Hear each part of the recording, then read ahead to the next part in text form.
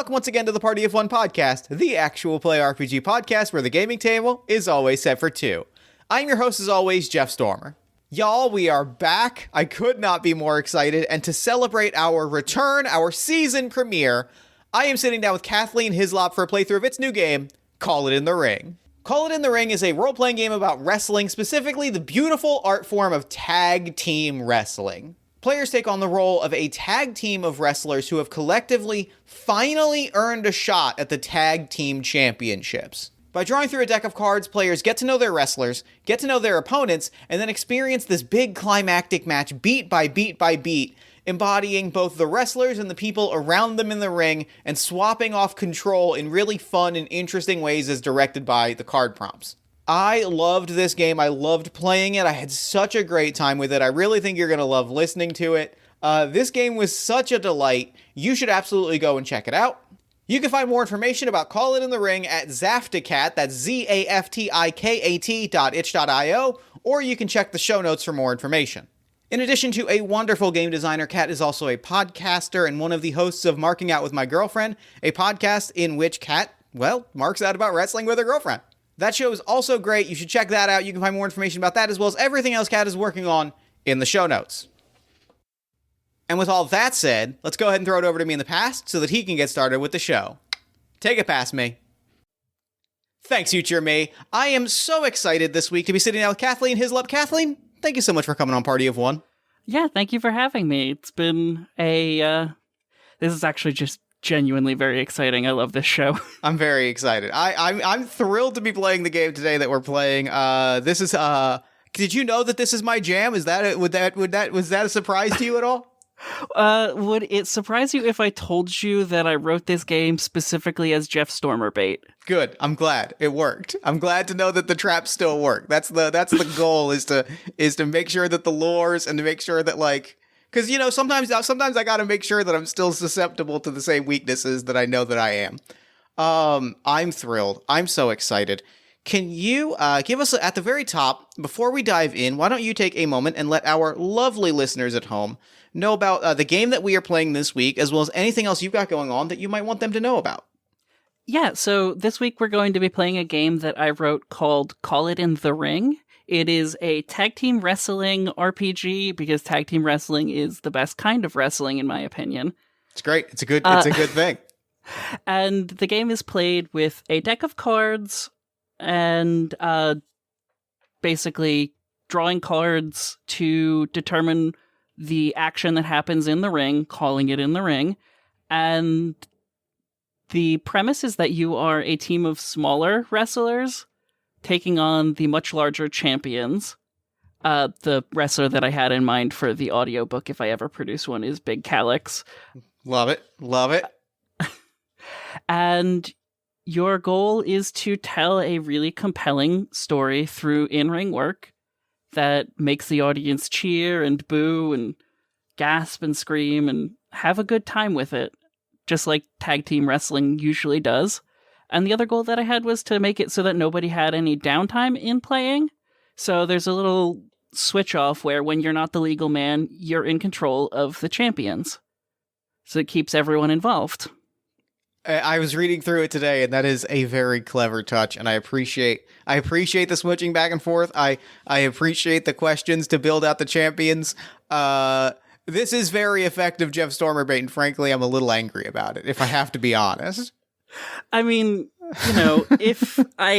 in having listened to however many episodes that I have listened to of Party of One, if I can't make effective Jeff Stormer bait, I don't think I've been listening carefully enough. That's fair. No, that's fair. I appreciate it. I am excited for this. So why don't we go ahead and dive in? We have built out a deck of cards. We have split out the faces and number cards from our deck of cards. We have taken half of those cards to make a deck that is specially sized for the length of time that we're going to be playing today. And from there, now that we are kind of ready to start building our characters and kicking things off, why don't you let us know what the next step is? Talk us through the journey so far and tell us what we're doing to make our characters. Yeah, so first thing that we're going to do is talk about the journey so far. We're on a winning streak. We've been getting a push behind the scenes for a little while, so now we're going to roll a d6 to determine what kind of program we've been in order to kind of build out the beginnings of the story before we go into the match. So, if you don't mind, I'll roll that d6 and go ahead. Okay, so that is a 3, which means we won a qualifier tournament. Taking down a single elimination tournament is no small feat, so we've earned this challenge. I love tournaments. This is my favorite thing in wrestling. I could not be more excited. Tournaments are phenomenal. So the next thing we're going to do is decide on our billing. So that's a set of 4 questions. Jeff, do you want to work face or heel for this match? I think I want to be face. I think that feels like what I'm excited about today. The game works perfectly either way. We've done face, we've done heel. You can even do face heel changes in the game. So it might come up. I kind of hope it does. We'll see how it goes. I'd be thrilled to work face. I have a character that I came up with while I was sitting around earlier. So the wrestler that I've come up with is a Quebecois masked wrestler called Le Dinde, which is French for the turkey. Great. Love it. I'm going to consult the most important document that I own, my most treasured possession, which is my list of 62 wrestler names, and I'm going to pick one that I have not used recently. So it's Le Dinde, and what's the one that like really clicks? Thinking about Le Dinde, what's the one that really? I'm going to go with I think this is a tag team that like I see that I have one on here that is exactly what I'm going to go with, because I think this fits really well if we are the if I may propose a tag team name. I'm all for it. I want to propose that we are the Niagara Falls Connection, because I would like to play the American Bigfoot. That's absolutely perfect. The American Bigfoot? The American Bigfoot. The American Bigfoot and Le Dinde feels like a good duo, and like that feels like a duo that like are lovable losers that like you could also visualize, like if we won, the crowd would lose their shit for. Exactly. They're like the team of the 2 guys who generally get jobbed out, but in this case are, booked to take down this tournament. I think that's just such a beautiful story of the triumph of a couple of weird local jobbers who have great, incredibly strange gimmicks. And I think, we got to be billed. I think we are billed from Niagara. Are we just billed from Niagara Falls and it's left vague which one it's from, since it's technically both? Ooh. What if, okay, so this is a very obscure thing, maybe potentially less obscure recently. On either side of Niagara Falls, there are 2 rainforest cafes. One on the Canadian side, one on the American side.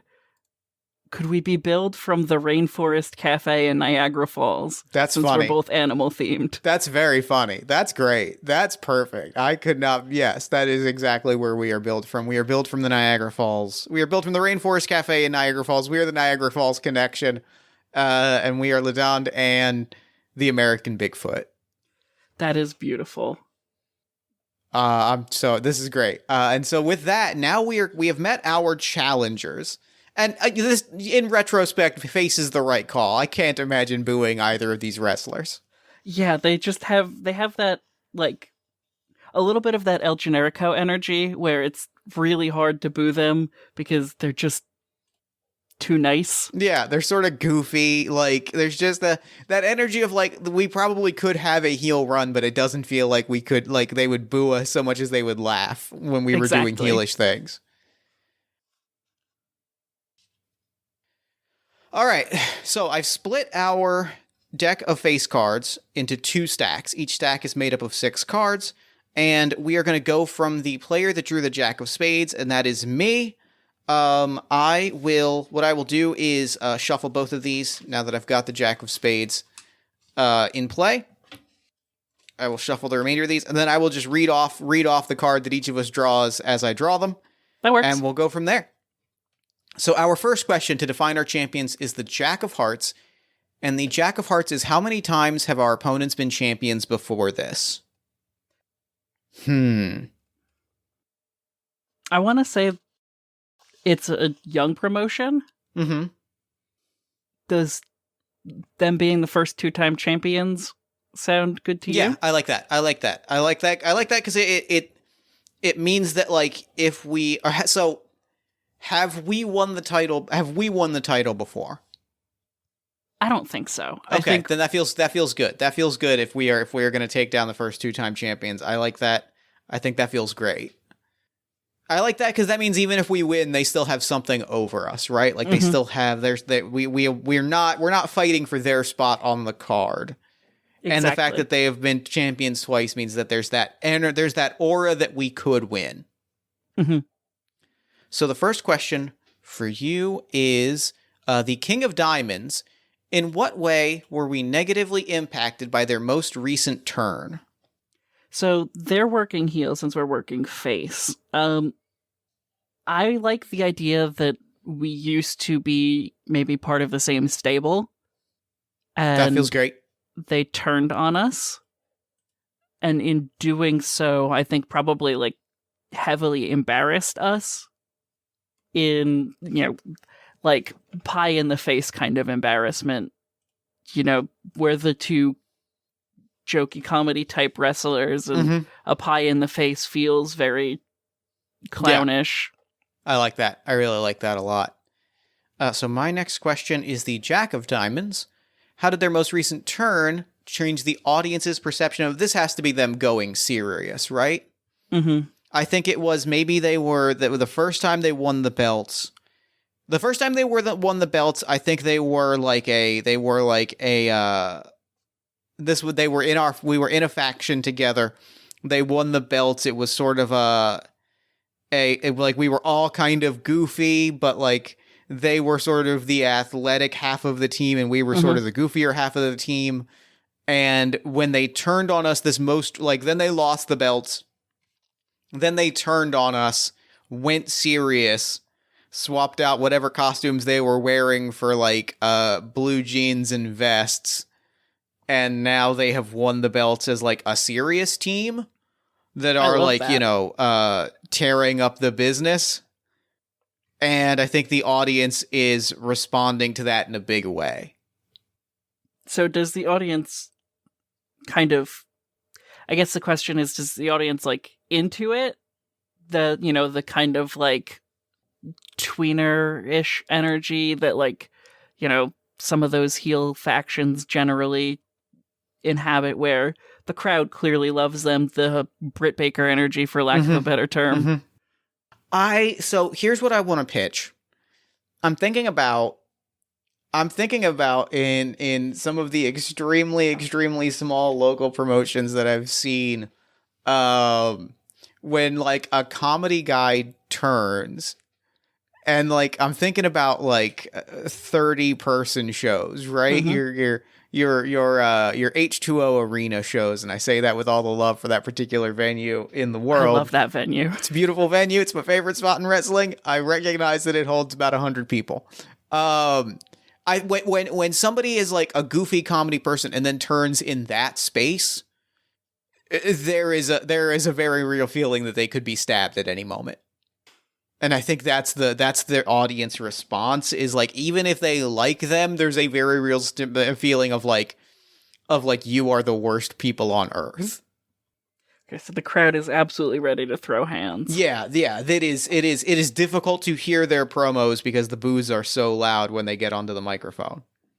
I think they've definitely also done the kind of like, 30-person show crowd work where they knock someone's popcorn down or flip someone's hat brim. The typical indie show heel work. It's an art form is what it is. Absolutely. So your next question is the King of Clubs. What event signaled that they had surpassed you? Oh, this one's one of my favorite questions. So, the kind of legend that we've built up with them being part of our same stable and everything like that, I think it would have been their first championship run. that like really put them over in a way that like made us kind of seem less significant. Love that. Yep. You know, they were able to pull that championship belt off of the hanging rope that had it suspended over the ring, or however they won the championship. And that like really cemented them as actual wrestlers rather than just the local comedy act. Yeah. And I think that definitely put them well past us in the crowd's mind. That's great. That's amazing. That's really good. So our next card, my next question is the King of Spades. What did they do to one-up us in their previous match that still has us fuming? They definitely... The last time they fought us, maybe we didn't just win the tournament. We beat them in the first round. Like, we were very much the bracket buster. And the thing that they did in that match that, like, has us fuming and has the crowd fuming is that they came out. Maybe they were both, like, if it's not necessarily masks, like, they came out with pieces of their gear, like, on their belts and then threw them to the ground. Like, that ultimate kind of symbol reminder of, like, hey, we have not forgotten who we are. We have abandoned who we are, and we won't let you forget it. And then we kind of scored a flash pin over them and went on to improbably win the entire tournament. I love that. That sounds absolutely delightful. Like the way that when you really turn on someone, you like throw your past in their face. It's kind of got that same energy as the first of Boomer Hatfield versus Dasher Hatfield, where the crowd just really hates it because the former hero is now the villain, and it's just, chef kiss. It's perfect. It's perfect. So your next question is the Jack of Spades. What is their current gimmick, and for how long have they used it? So we know that their recent turn is like a very big part of their changing characters. And I think I kind of want to have them have also changed their names when they did that big turn. You know, like potentially even unmasking for that I like turn. that. I really like that. So the names that I just have off the top of my head, Falcon Crenshaw and Rex Powerstone. Fuck. Like, Falcon Crenshaw feels like a Tiger Mask W character. It does. Like, it very specifically does. I've been watching that lately, so that's like right there in my mind. And so I think their whole gimmick is just being like strongmen. That feels good. I like that. I like that a lot. So my next question, the Queen of Clubs. What's our record against one another? Have you beaten them recently or only when you were starting out? I think this will be our rubber match is what I'm going to say. Okay. I think the record is 1-1. I think they beat us once upon a time, like maybe it was even in their first tag run, right? Like when they were members of our faction, when they were on our side, we had like a face versus face tag match that was very, very intense, and they came out on top. They retained the belts, kind of further cementing us as the lesser members of the faction. Yeah, that sounds perfect. And then in the first round of this tournament, we score a flash pin over them, which gives us 1-1 and sets this up as the third match in a series, which sets us up as the big blow off, which is we've now won the tournament and now we have to see if we can beat them again. Yeah, this is all like I'm very excited for this match already. This is good. This is great. So your question is the Jack of Clubs.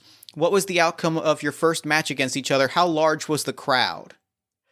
So I think our first match against each other was actually a very long time ago, relatively speaking, on like some very small indie circuit. Like we're talking like Knights of Columbus Hall with like 10 to 15 people in it. Mm-hmm.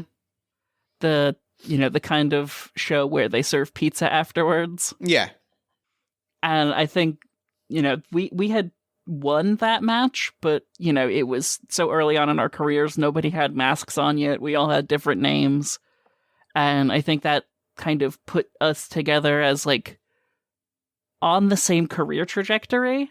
I like that. I really like that.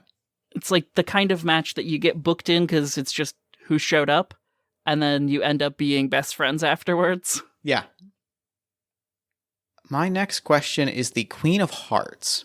How long have your opponents held the title belts? How many challengers have they defeated? I think the first time they held these belts was not for very long. I think when they were in the faction, they held them for like a decent amount of time, not like a huge amount of time. They beat a few challengers and then they lost them.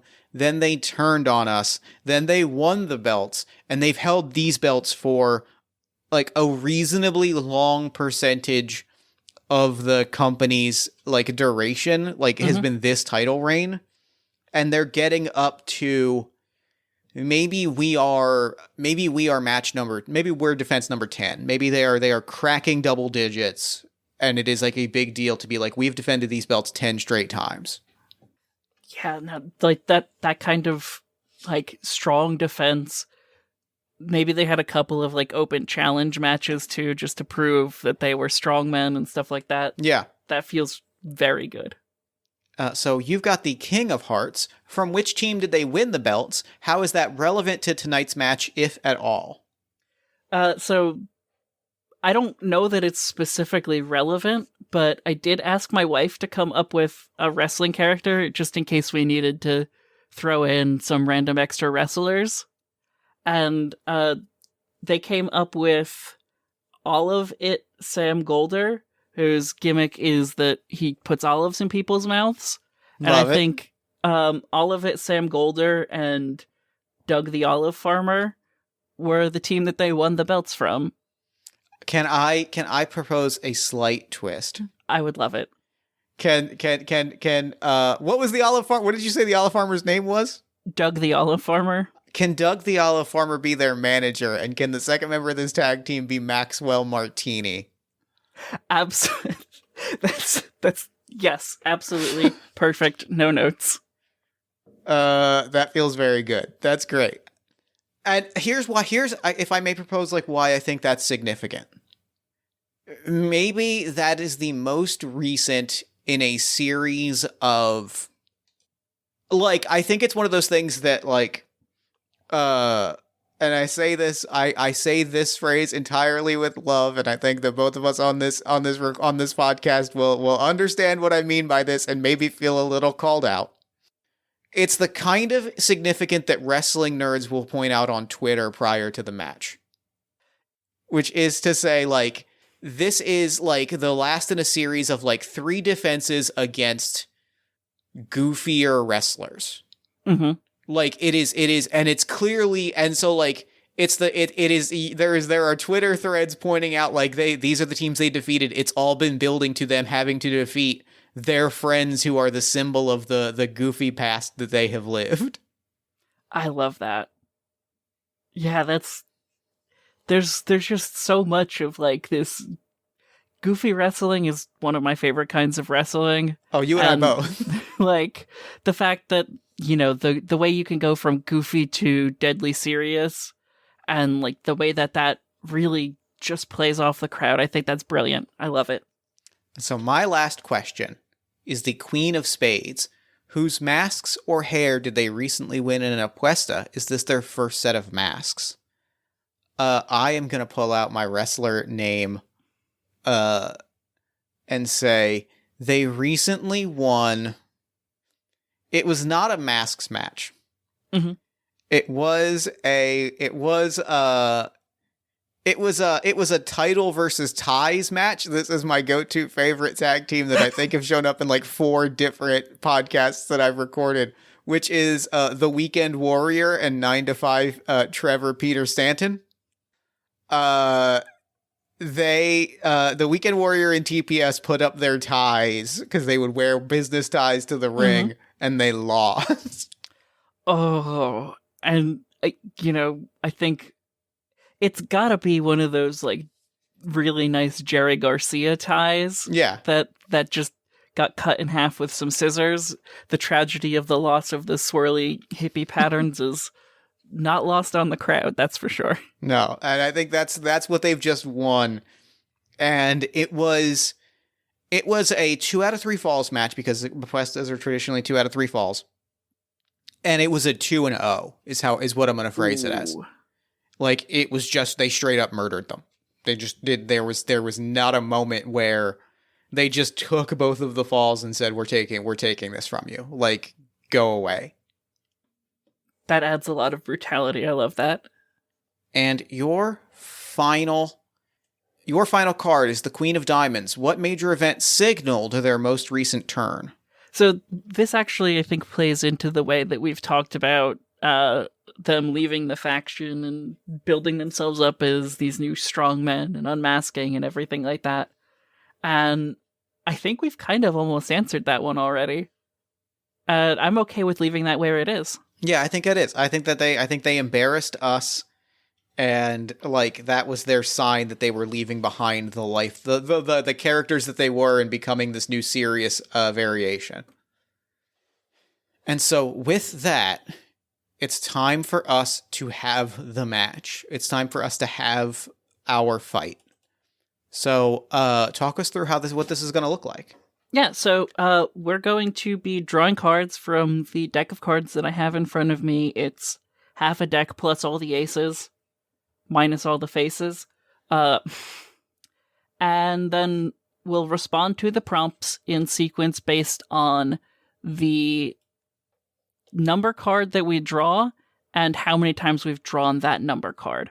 So for the first, for the first 2, we would answer 2 prompt number 1. For the second 2 prompt number 2, and so forth. Then anytime a instruction says make a tag, we'll switch who's the legal wrestler. Okay. And there's a couple there that also say skip the next tag. So if that comes up, you just skip the make a tag part of the description as necessary. There's a couple of duo moves where we will work together to come up with our powerful combination strikes and grapples and things like that. Mm-hmm. And then other than that, it should just play out as per the instructions. Great. So my favorite part is coming up. We have to decide if we're coming out of the tunnel together or individually and describe our entrance. Oh, my favorite, my absolute favorite. I feel like we come out as a team. I think so. The Niagara connection is definitely a strong one. I think that we come out as a team. I think this is also a good time to describe what our wrestlers like actually look like. If you would like to go first. Yeah, absolutely. I am very large. Like big, hairy, and fat is the way to describe it. And I think like in that specific way that like the way the description that I always go back to is like Arn Anderson in like 1985, where he's chubby, he's got sort of the barrel gut, and he's just sort of like thick and large and does not look muscular, like does not look like ripped, but looks like he could tear you in half. He's got like real work muscles rather than the typical don't drink water for 6 days show muscles. Yeah, exactly. And I think I was about to say what it is, and then I realized what I'm actually thinking of, but I have to go with it. It's a Shockmaster vest. It's the furry vest. Yep. Is like wearing, it's like black trunks, the furry vest, and like barefoot. Mm-hmm. And I think comes out like has like long flowing, not all like somewhere close to a mullet, but not quite. Mm-hmm. Wolverine style mutton chops. Oh, I love a good mutton chop. and like comes out, takes 3 struts, and like tears the champion's shirt in half, like with a big scream. Mm-hmm. I think that is the American Bigfoot's big move, is to tearing something in half. Whether it is like a t-shirt or a towel or just like breaking a board in half, it's like does something to be like I am a monster. Potentially tearing a phone book on occasion. Gotta be, we've definitely got some phone books in there. But like just it comes out and is just furious. And I think for Le Dinde, the look that I have is a wrestling singlet, but it's like covered in like feathering pattern. So it's like applique feathers and things like that on a jacket that goes over the singlet. My mask is like the mouth of the mask has another applique covering where it makes it kind of almost look a little bit like a beak. And then around the head of, like around the crown of the mask, are little like faux turkey feathers to make like the tail fan that you would get from a hand turkey, but in this case with nylon or whatever it is. And I think for my entrance, part of it is I think there's a part in our music that kind of, oh my god, this is where I'm drawing a blank. Because the only thing I can think of is turkeys staring up at the rain with their mouths open. Can I propose something? Absolutely. Do you run out of the back and jump on my back, and I run us both to the ring? That is absolutely perfect. Like, I tear the shirt, you come, I effortlessly catch you on the back, and we just like run, and then I think I get to the ring, you grab the top rope and do a flip over as I slide under the bottom rope, and then we strike our tag team pose. That sounds absolutely perfect. And I think the music is very like, it's like banjo heavy, weirdly. Mm-hmm. And it pulls on like a little bit of like the franticness of like the kind of sound you would expect from cartoon turkeys running around going crazy. It's very cartoonish in a way that I think more wrestling should be. It is a cartoon, and I appreciate it. Yeah, that feels perfect. That's very, very good. And I need to say that I love this. I love the Niagara Falls connection with all of my heart, truly. This is one of those things that now I just wish was real. You know, we've having in the playtest, we've come up with so many like tag teams that's like, oh no, now I kind of want to see this tag team wrestle. I would watch this in a heartbeat. And I think our opponents, the champions, do they have a tag team name? Oh god, their name, Falcon, CRENSHAW, and Rex POWERSTONE. I think they just get introduced as themselves. They still come out together. Yeah. You know, they kind of almost have a little bit of an FTR vibe going on. I like that. I really like that a lot. Just like a couple angry old school dudes. Yeah. They definitely are very serious about the tag rope. Gotta be. Oh, they gotta be serious about it. Because like I know Bigfoot is not serious about the tag rope. And I think their music is just like a very typical sort of, I'd call it like a late 70s hard rock. Yeah. That feels good. That feels very, very good. The one thing I think is they wear not leather jackets, but like the silver like iridescent jackets. Like silvery leather jackets is the visual that I get as they come to the ring. That. Like that's champion material. And belts worn around the waist. Oh yeah. And they get into the ring, they hold up the belts, they call on our teams, and they ring the bell. And we begin drawing cards. Yeah. Okay, so the first, we have to decide who's the legal man first. Who do we think? Who on this team is the legal? Who among us is first in the ring? I think that DINDE is, just so that we can set up a Bigfoot hot tag. Yeah, that feels right. That feels right. Okay, so the first card up is a 2. So we'll hop on over to the 2s. So 2s are classic moves. Your opponent catches you and picks you up. Have the opponent describe how you take a big bump, then add a detail about how the move makes reference to the greats from a bygone era. They pick you up. POWERSTONE picks you up, and I think picks you up, like flapjacks you, so gets you in a big in a big flapjack, and then rolls backwards and kind of locks your knee in a knee bar. Ooh. And I think it is very, the way that it makes reference to the greats from a bygone era is it is very, we were all 4 of us wrestlers, and 2 of us still are wrestlers that emphasize a theatrical style. We are, we wrestle a modern indie style, and they are wrestling in this match even more than they usually do an old school technical wrestling style, right? They are showing that this is the ultimate symbol that we are not who we were when we teamed together. They are fully kind of doing the kind of wrestling you'd see in black and white on a closed circuit TV. Yeah, that sounds perfect.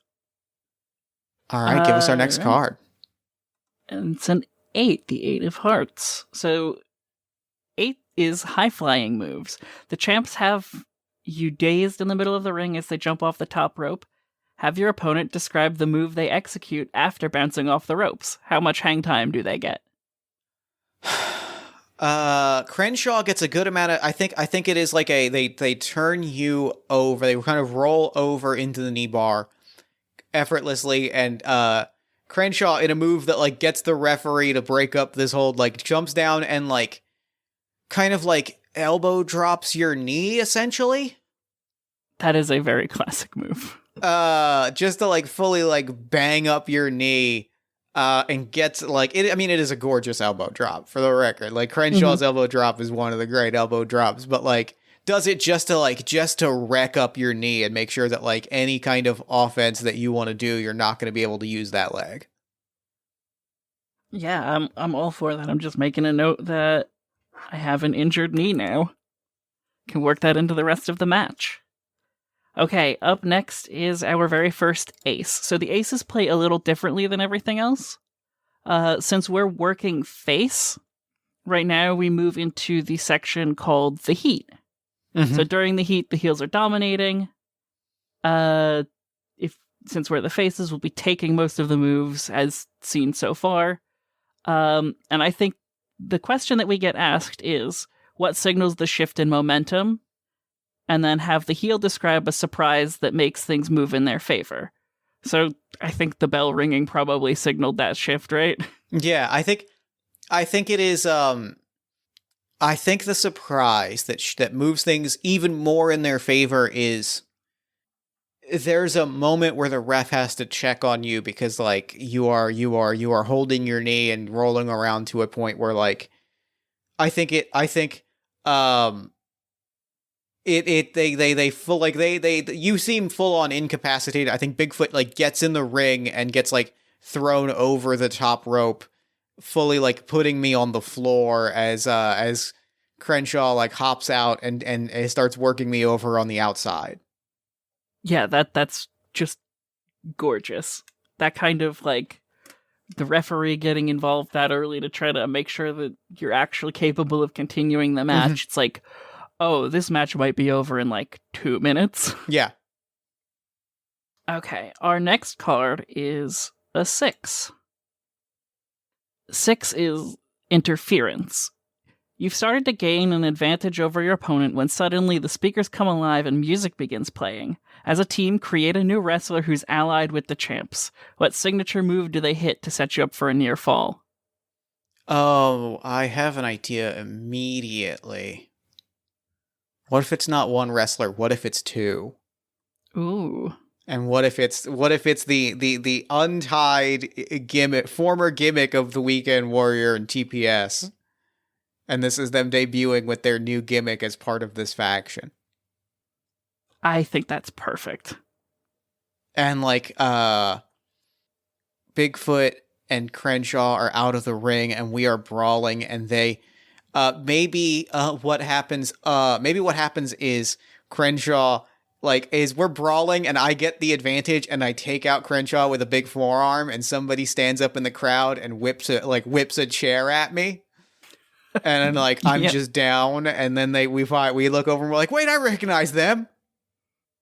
Yeah, no, that sounds perfect. And the crowd is the camera pans over and the crowd is just suddenly very angry that the Weekend Warrior and TPS are now these awful chair throwing heels. Mm-hmm. I think that sounds perfect to me. Let's see what move I take next. Okay, we're back to the high-flying moves. Your opponent has you dazed on the top turnbuckle. Describe the surprising move that you use to bring them back into the ring. Given your size discrepancy, the crowd is stunned. What's the first thing you hear shouted from the crowd as you dive to make a tag? So I think sitting on the top turnbuckle, Dinde is just completely out of it, or at least seems to be, right up until the moment where POWERSTONE has just completely stopped paying attention, almost started yelling at the crowd to really work the crowd, because that expectation is always sitting there that someone's going to yell or maybe throw some popcorn or something like that, and there's some crowd work that's going on, and during that crowd work there's enough time for Dinde to recover, and I think basically it's a top rope cutter that is affectionately referred to as the sliced meat. Damn it. That's great. And then, limping over with the bum knee, swing and make a tag.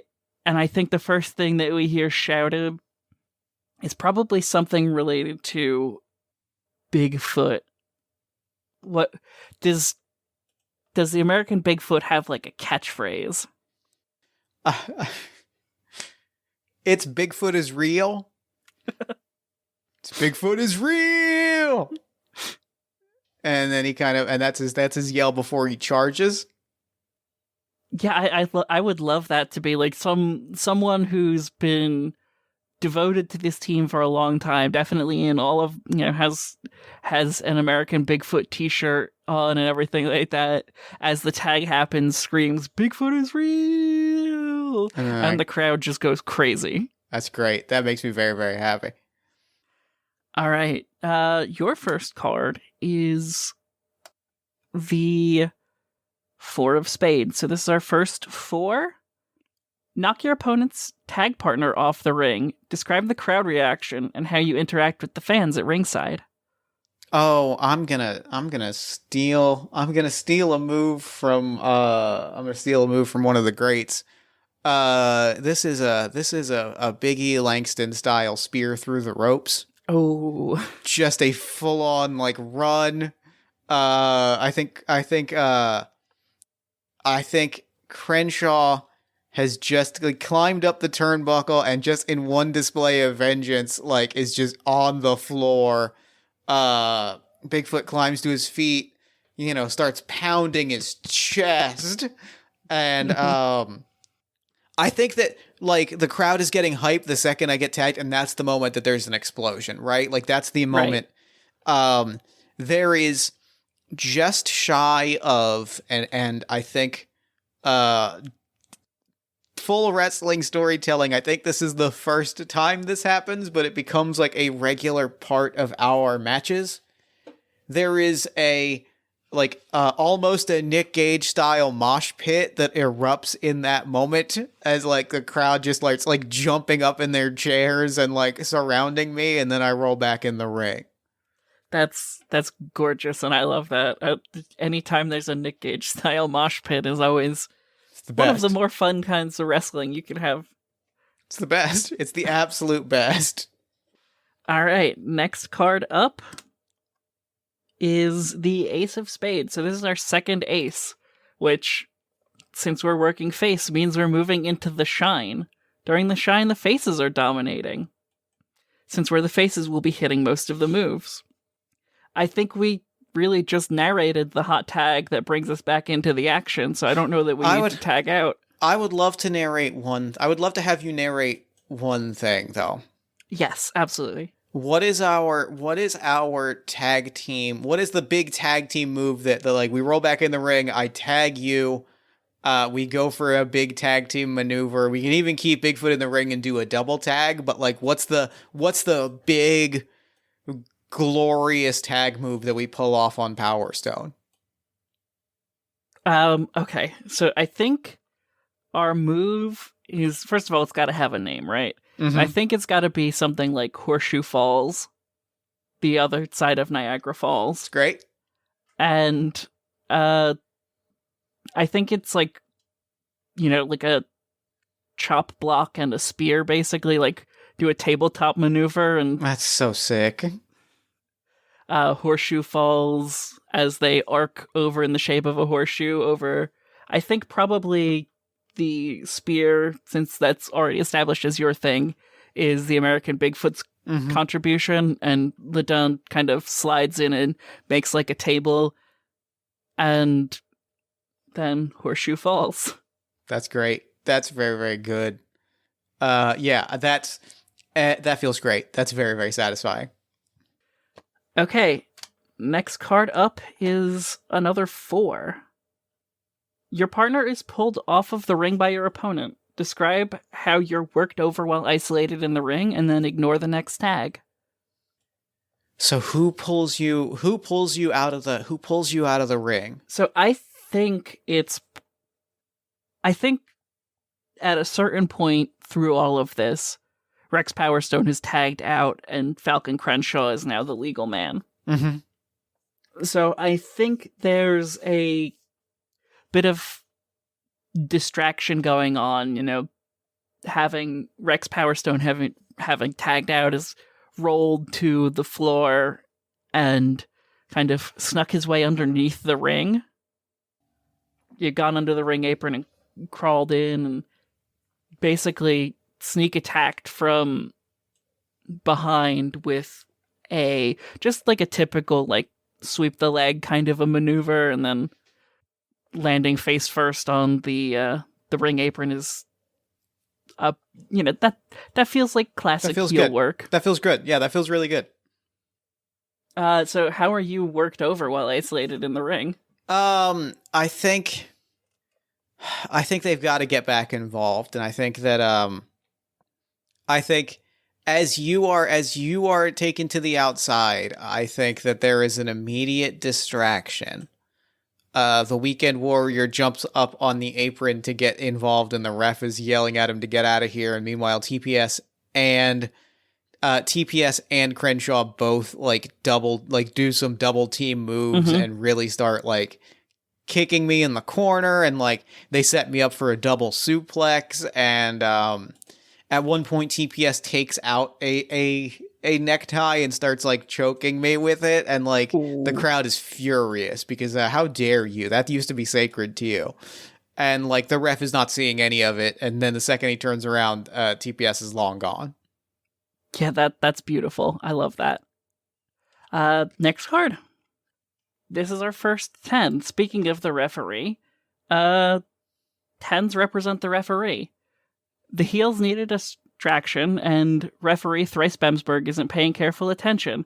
Have the heel describe how they intentionally distract or knock down the referee, and then how they take advantage of that. So I think we already have TPS and the Weekend Warrior out there running interference and everything like that. Mm-hmm. I think one of them gets into the ring, like, the kind of very obvious cheating, right? Yeah. And in doing so, our referee, who I've named Thrice Bemsberg, no relation. It's very good. It's very good. Is completely lost, typically distracted, as he does in many of his matches, because the ref's just as much of a character as everyone else. Mm-hmm. He's doing the, get out of the ring, what are you doing in the ring, kind of typical yelling at the heels. And I think Falcon Crenshaw uses that opportunity to hit a Falcon Arrow, which is one of his signature moves. Go figure. Go figure. And the American Bigfoot takes that Falcon Arrow and just barely manages to kick out, which is shocking because nobody kicks out of the Falcon Arrow.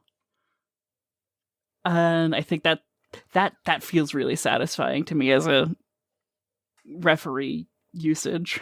That feels good. That feels very, very good. All right. Next up is the Three of Hearts, which is action on the floor. You've been thrown out of the ring. Have your opponent describe how they dive through the ropes and how that impacts you. I mean, there's nothing more classic than just a regular old Tope Suicida, right? Yeah. Oh, yeah. I think you can't go wrong with that. And I think that sends you back into the barrier and everything like that. And there's maybe like a little bit of a, oh my god, was that a botch moment? Because you're selling so well and it looks like you might have hit your head or something like that. You're perfectly all right. Mm-hmm. But the way that you've been kind of bounced out of the ring, really taken out through that dive, sets up a time for TPS and the Weekend Warrior to start really going to town with some like stomps and everything like that. And I think probably around this time they get thrown out. Yeah. But it's been enough that you're kind of dazed even as you're brought back into the ring. That feels great. That feels really, really good. Next card up is a 5. 5s are a foreign object is introduced. The champs grab a chair from under the ring. Describe how you counter the attempted chair shot, then make a tag. We are still under the skip the next tag rules, so you won't make the tag, but you can counter the chair shot. I think as Thrice Bemsberg is throwing out TPS and the Weekend Warrior, Crenshaw outside of the ring slides Power Stone in the ring a chair and is like going for the chair shot while Thrice's back is turned. Perfect. But Bigfoot in a shocking move, Bigfoot dodges the chair shot, kicks Power Stone in the gut, and surprising everyone, goes for the Eddie Guerrero, claps the chair, drops it to the ground, falls down. The Thrice turns around. Power Stone is baffled and is trying to be like, no, I didn't, despite the fact that he was trying to. It's like the double fake out. I think that's perfect. I love that. And then goes for the roll up, gets a 2 count, but does the most important, the most underrated, and the most crucial move in professional wrestling. Bigfoot stands up and taps his forehead with one finger 3 times, which the universal signal for I am smart. Yes, of course. Okay, so the next card up is the 6 of Hearts. This is our second 6. So just as things start to seem really hopeless for your team, a former challenger runs in to assist you. Who are they, and how did they help you turn the match in your favor? Does this get a favorable crowd reaction? Thanks to their help, you're able to make a tag.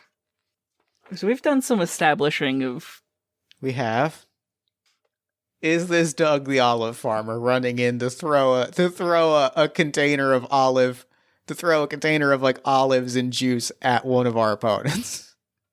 Yeah, I think it's got to be either Doug the olive farmer or all of it Sam Golden.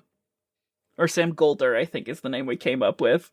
I think it's got to be Sam Golden, and I think it is like it jumps up and puts the olive into Crenshaw's mouth outside of the ring, and in that way, one of the most underrated skill sets in wrestling is the ability to be a straight man to a comedy thing and to sell it like, I hate this. I think Crenshaw goes so hard on that of like, I hate that. How dare you put an olive in my mouth, and is like spitting and stomping and just making the biggest show of it that gives me the opportunity to tag in. Because I think Power Stone walks over like, get out of here. You get out of here right now. Yeah. I think it is a Kalamata olive with the pit still in. And I think one of Olivet's signature moves is making you bite the pit. Bite the pit and then do a European uppercut. Exactly. To catch you on the chin. All right, so we have made a tag. So Ledund is legal now. Number 3, another action on the floor. You're grappling on the ring apron with your opponent. Have them describe the bump you take on the ring apron. It's the hardest part of the ring, so sell like you mean it. I think you tag in. You end up on the outside, and I think it is you get like Uranaga'd over Power Stone's knee. Like you take a full on like Uranage onto the apron of the ring.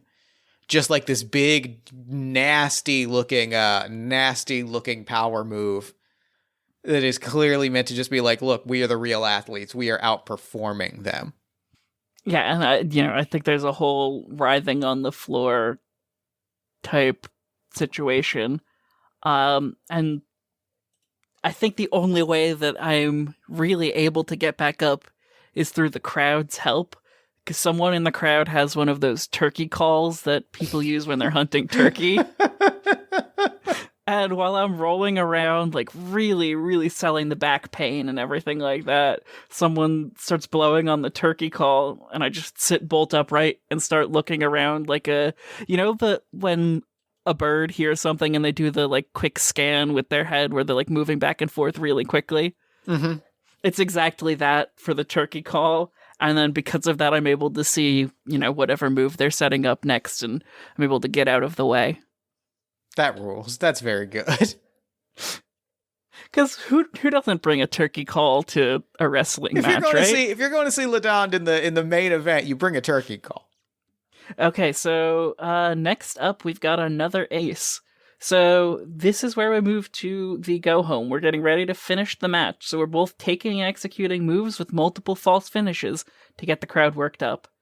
How you describe the moves should be indicative of the match ending soon. What moment signals this change? Describe together what raises the stakes as the match approaches its finish. What raises the stakes is, I think, like, you roll in, Power Stone goes for a finisher, Bigfoot breaks up the pin, Crenshaw comes in with, like, a missile drop kick off the top turnbuckle, and then it just evolves into a 4-way brawl in the ring of just like punches and headbutts and kicks as TPS and Weekend Warrior run back out, but then they are met by Marty Martini and Sam Golden, and there is a second tag team brawl happening outside, like happening on the ramp. They fight their way backstage, and like it is now just all of the like trying to one up each other has gone away, and now it is just full on like a brawl, right? And I think that what is the moment that the stakes like become the most clear? I think it's almost a moment where we kind of stop playing to the crowd as much and start actually focusing on the match. That's great. Right? Like, we're the crowd favorites, the local boys who just get all of the love, and I think it's that moment where we really zero in on the match and start it's like, oh, they're taking it seriously. Oh, they can go. The first time that AEW fans saw Orange Cassidy go, and like everyone was like, oh, he can actually wrestle. That's good. That's very, very good. Up next is our third 6? Yes, that is correct. Your opponent's manager has been waiting at ringside for the right moment to strike. Have your opponent describe what opening they take advantage of. Are they caught and thrown out, or do they get away with it? I have a very, very big pitch for this. I love big the pitches. Opponent. Since we have not given them a manager, I think, and waiting for the right moment to strike has many different meanings. I think what happens is, standing up from the commentary table, the owner of the promotion stands up, does a distraction, and tries to throw off our rhythm, right? Maybe we're brawling and starts to ring the bell there's been a distraction, but then somebody comes and snatches the bell, but it's enough time for us to get distracted, and POWERSTONE and CRENSHAW just rush us, and it is clear that the owner of the promotion does not want us to win this. I have a slight adjustment. Please. We can. Yeah. I think this is a manager heel turn for Doug the Farmer. Oh, okay. Yep. That feels great. That feels very, very good. And, after all of this, Max Martini and Sam Golden action, he's still out by the side of the ring because he wasn't brawling, but this is his opportunity to basically cause a distraction, maybe steal the ring bell and really just completely screw us over. And in doing so, there's a moment of handshake, those moments where the heel manager is suddenly there with the guys who used to be faces, and everyone's like, oh, this is unexpected, except in this case, it's the face manager joining the heel faction. That's great. That's great. That's great. That's very, very good. I love every moment of that. Okay, up next is our second 5. Another foreign object is introduced. Your partner throws you a championship belt. How do you get away with using the belt to hit your opponent? Does this affect how the crowd sees you in this match? Can I change this slight? Well, actually, it is you're the legal wrestler. Yeah. I would love to hear your pitch for a change, though. I was just going to say, instead of a championship belt, what if it's the bell, snatched away from Doug the Olive Farmer and handed off in the ring? I think that's perfect. I think that fits the action in a really, really satisfying way. And, I think there is a moment of, do I actually do this? There's the questioning as to whether or not I should go through with cheating with this ring bell and everything like that. And I think I kind of come to the decision to get rid of it, and I throw it down onto the mat, try to basically kind of throw it out of the way. But then I want to say that Rex POWERSTONE goes to basically try to use it against me, and in doing so, I think I probably trip him, and he takes the bell basically to the stomach. I don't want to have. I guess it could be that he lands head first on the bell, air quotes around head first. Probably put his hands up to get it out of the way. Either way, it makes a very satisfying ding. Yes, and I think he gets color after that too. That feels good. That feels like a good moment to start bleeding. Okay, and with that, we've got the 4th ace. So this is the finish. When you draw the 4th ace, both players describe the finishing move they hit as a team. Then whoever was the legal man gets the pin. You're both champions. So I have been thinking about a tag team maneuver this entire time. I am very glad. I have it in my head. I know the name of it. I've thought about it. It invokes my absolute favorite kind of professional wrestling offense. So did we say Power Stone or Crenshaw took the belt to the face? Power Stone. So Power Stone is laid out in the ring. Bigfoot climbs the turnbuckle, thumps his chest real triumphantly, and hypes the crowd up, starts to wave in the crowd.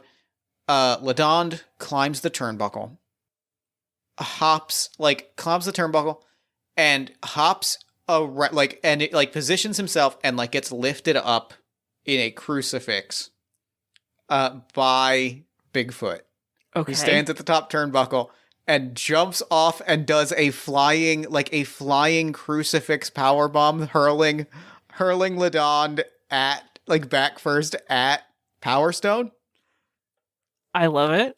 And the name of this move is "As God is my witness, I thought turkeys could fly."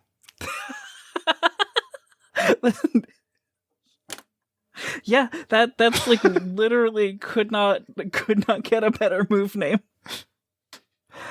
Yeah, I'm very happy with how that goes, and I think the ref counts 1, 2, 3, and that's the end of the match.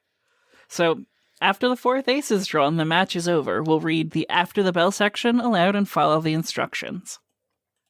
In character, answer the following interview questions from a legendary play-by-play commentator. His first question is, "Congratulations to our new champions. What's it feel like to finally get the win over your rivals?" Who's the talker in our group? That's actually a good question. I'm gonna grab this. I'm gonna grab that opportunity and shock the crowd and grab the microphone. Ooh. Our triumphant victory was nothing if not expected. If you were watching the details, if you were paying attention, if you were looking past the fur, past the feathers, at the champions' hearts that beat in our chest, no one in this room should be surprised. The people have won today. And let me tell you something.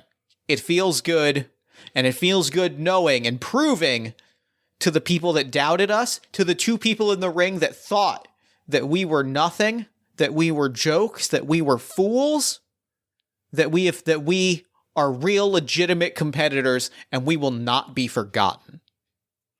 What he said. Repeat that in French. I slap LaDonde on the chest. I would do that, but it's been years since I've taken French. Fair. So the best I could do... LaDonde does it. LaDonde does it, but yeah, the best I can do is occasionally doing the Quebec accent, but that's about it. So, it is what it is. Now that you're champs, who's next? I think I would like to answer this one. Go for it. You've got the mic. After what they tried to do, Weekend Warrior, TPS, you get the first challenge, and we're going to take you all the way down to the bottom of the falls without the Maid of the Mist. Or a barrel. I grabbed the microphone. Weekend Warrior, TPS, Doug the Olive Farmer, you're in the woods now, and that's Bigfoot's territory. Beautiful. Okay, so out of character, decide a few closing details such as how long your title reign is, if we encounter internal friction as champions, and where our careers go from here. This section doesn't have to wrap up the story of your characters if you'd like to play them again.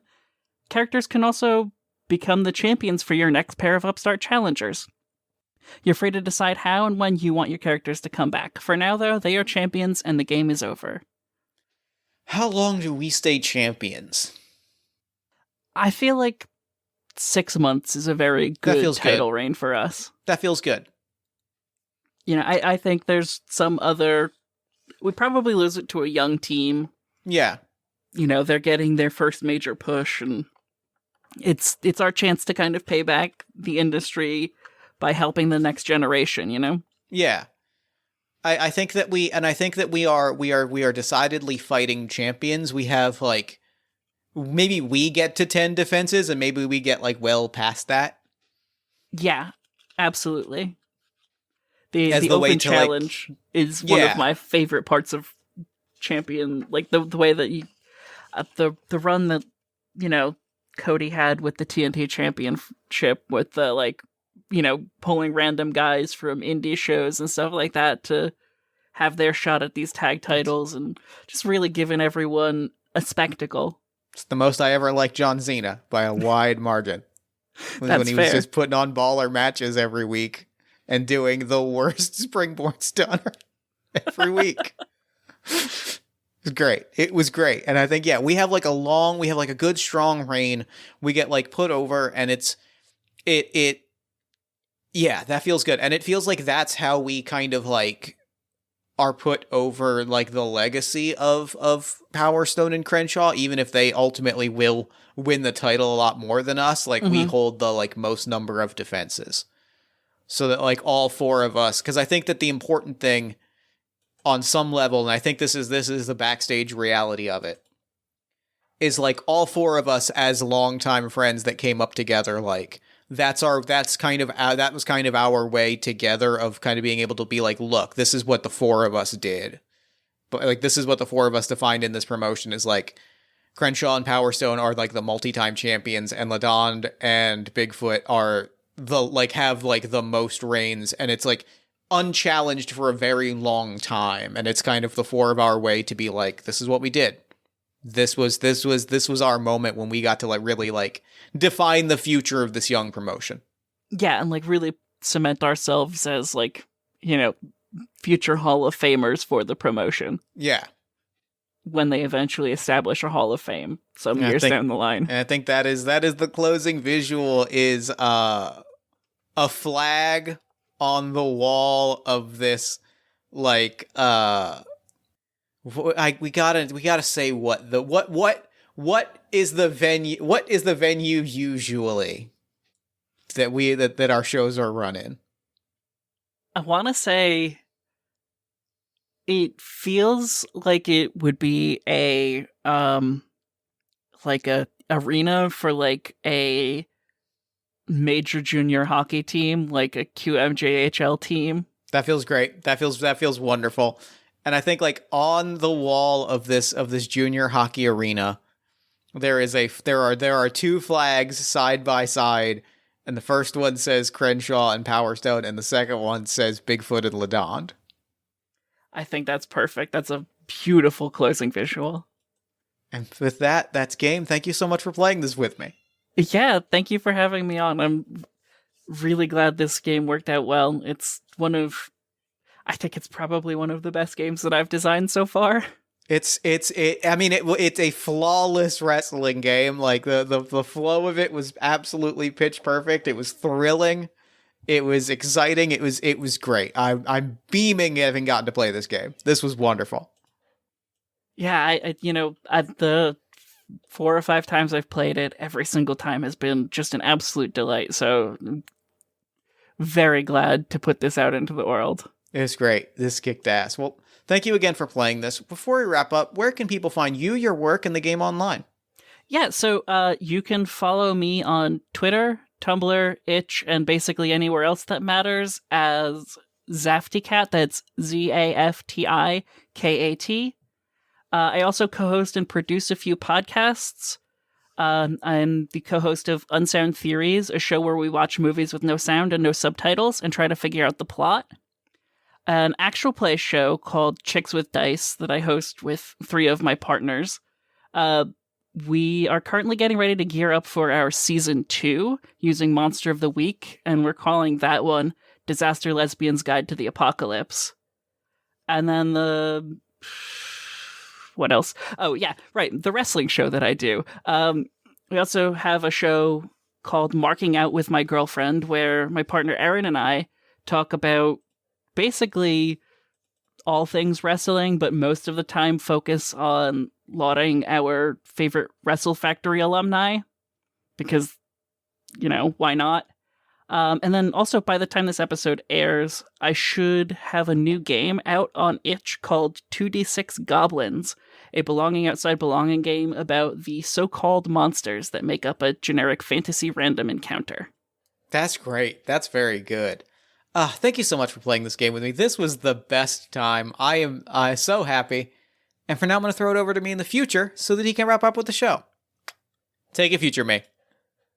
Thanks, past me. And thanks again to Kat for coming on the show. That game was legitimately so much fun. It was everything that I love about professional wrestling, the goofy characters and the hard-hitting action and the story beats. It just was truly, it was everything that I wanted it to be and then some. It fucking ruled. Be sure to pick up your own copy of Call It in the Ring at zafticat.itch.io. That's zaftikat.itch.io. And be sure to follow Kat on Twitter at zafticat. Then while you're on Twitter, follow us at Party of One Pod, then like the show on Facebook at facebook.com/partyofonepodcast. If you enjoyed the show, come talk about it with us at bit.ly/partyofonediscord. Or you can leave us a review on iTunes or Spotify or Podchaser. You can also, I don't know, say a nice thing about the show on social media or to a friend. Those are nice things to do. You can also financially support the show at patreon.com/JeffStormer or ko-fi.com/JeffStormer, or head to bit.ly/partyofonemerch and pick yourself up a t-shirt or a notepad or a sticker or whatever. It's all neat stuff. And then if you're looking for another podcast to listen to, check out All My Fantasy Children. That is a character creation, storytelling, and world-building podcast on the One Shot Podcast Network, where my best friend and I, Aaron Catano-Saez, take a listener-submitted prompt, we spin it into an original fantasy character, and populate a shared universe, one story at a time. New episodes drop, I don't know when they drop, at oneshotpodcast.com. Party of One is produced and edited, as always, by Jeff Stormer and Jen Frank. All music for the show comes from the song Infinite Lives by Mega Ran featuring the D&D Sluggers, and the Party of One logo is by Evan Rowland. If you'd like to inquire about advertising rates, coming onto the show as a guest, or about press coverage of the show, you can email me at partyofonepodcast@gmail.com. And I think that's all we do here. It has been a while, so I don't fully remember, but I'm pretty sure that's all we do here. So, until next time, thank you so much for listening. Remember to fight the forces of fascism every single day. Remember that self-love and self-care are radical and defiant acts of resistance. And as always, party on, everybody.